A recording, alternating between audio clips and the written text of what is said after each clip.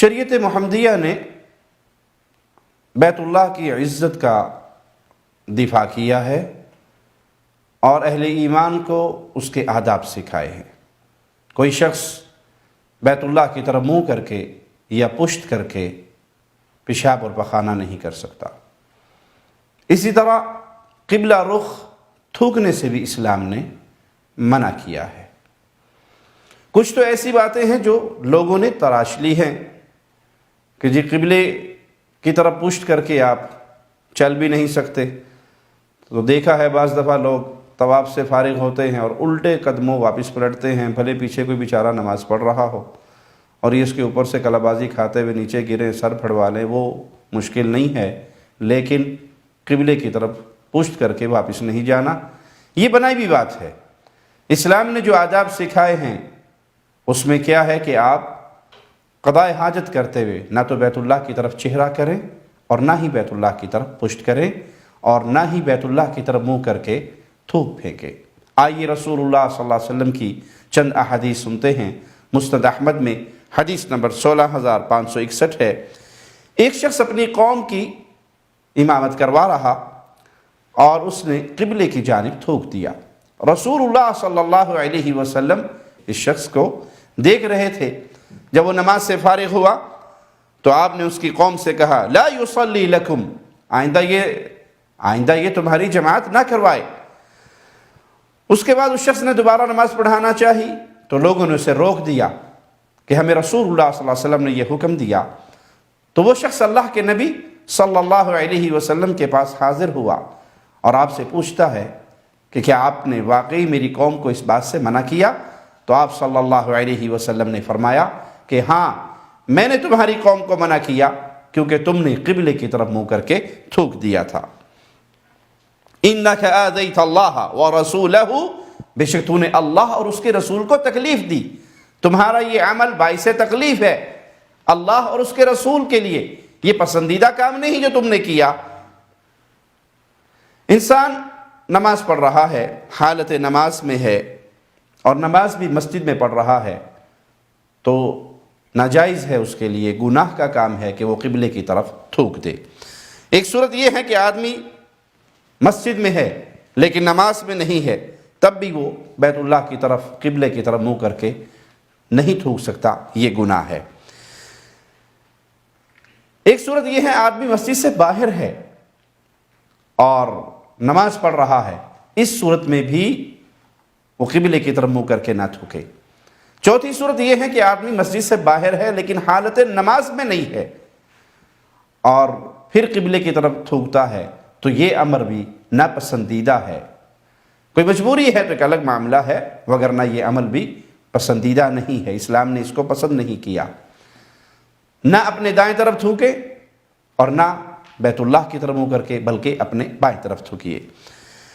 عبداللہ ابن عمر رضی اللہ عنہ وارضا روایت کرتے ہیں کہ رسول اللہ صلی اللہ علیہ وسلم نے فرمایا یجیء صاحب النخامۃ فی القبلۃ یوم القیامہ وہی فی وجہہ، قیامت کے دن قبلے کی طرف تھوکنے والا شخص آئے گا اور اس کا تھوک اس کے چہرے پر ہوگا۔ یہ اس کے لیے سزا ہے جس نے بیت اللہ کی تکریم نہیں کی، بیت اللہ کی عزت نہیں کی اور قبلے کی طرف تھوک دیا۔ قیامت کے دن یہ آئے گا اور اس کا تھوک اس کے چہرے پہ ہوگا۔ سیدنا حذیفہ رضی اللہ عنہ وارضا سے روایت ہے کہ رسول اللہ صلی اللہ علیہ وسلم نے فرمایا من تفل تجاہ القبلۃ جاء یوم القیامہ وتفلته بین عینیہ، جس شخص نے قبلے کی طرف منہ کر کے تھوکا وہ قیامت کے دن اس حال میں آئے گا کہ اس کا تھوک اس کی آنکھوں کے درمیان لگا ہوگا۔ ابو ہریرہ بیان کرتے ہیں رضی اللہ عنہ وارضا کہ رسول اللہ صلی اللہ علیہ وسلم نے مسجد کے قبلے کی سمت میں بلغم لگا ہوا دیکھا تو لوگوں کی طرف آپ نے توجہ فرمائی اور فرمایا ما بال احدکم یقوم مستقبل ربہ، لوگوں کو کیا ہو گیا ہے، تم میں سے کسی ایک کو کیا ہو جاتا ہے کہ وہ اپنے رب کی طرف منہ کر کے کھڑا ہے، بیت اللہ کی طرف ہے، گویا وہ اپنے رب کی طرف توجہ کر کے کھڑا ہے اور وہ اپنا سامنے بلغم کو پھینک دیتا ہے۔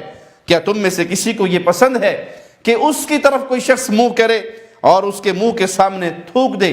اگر تمہیں کوئی مجبوری میں بلغم پھینکنا ہے، تھوکنا ہے تو اپنی بائیں جانب اپنے قدم کے نیچے تھوک دے، اور اگر اس کی گنجائش نہیں تو پھر یوں کر لے۔ راوی حدیث قاسم نے اس کی وضاحت کرتے ہوئے اپنے کپڑے میں تھوکا اور اس کے ایک پلو کو دوسرے پلو کے ساتھ رگڑ دیا۔ سیدنا جابر سے روایت ہے رضی اللہ عنہ کہ رسول اللہ صلی اللہ علیہ وسلم ہماری مسجد میں تشریف لائے، آپ کے دست مبارک میں کھجور کی ایک ٹہنی تھی، ایک شاخ تھی۔ آپ نے مسجد کے قبلے کی طرف والی دیوار پر جمع ہوا بلغم دیکھا، آپ نے کھجور کی شاخ سے اس کو کھرچ دیا، پھر فرمایا ایکم یحب ان یعرض اللہ عنہ، تم میں سے کون پسند کرتا ہے کہ اللہ اس کی طرف نظر رحمت نہ فرمائے، اس سے منہ موڑ لے، اس سے اعراض فرمائے؟ تو ہم سب ڈر گئے۔